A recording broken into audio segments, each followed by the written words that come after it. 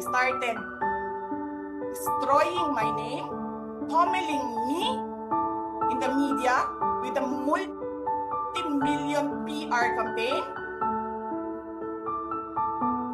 Binastos pa nila ako ng mga pagsisinungaling nila na kesyo taksil, kesyo korap, abusado.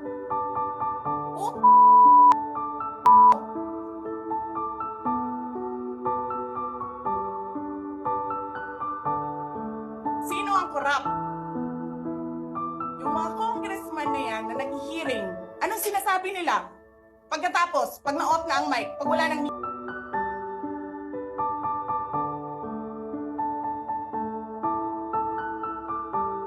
ganyan.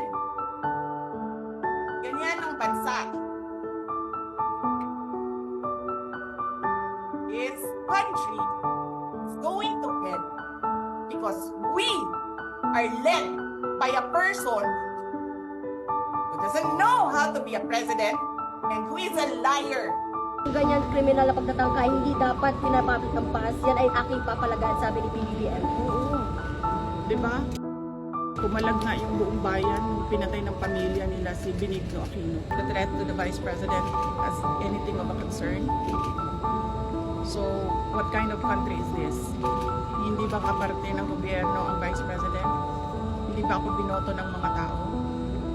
Hindi ba ako ang Vice President ng buong Pilipinas, ng lahat ng mga Pilipino? So, discharge na siya in less than an hour. Saan ang hustisya dyan? Saan ang hustisya dito? Sa bayan? Last two questions, Ma'am, please. in-extend po yung detention order.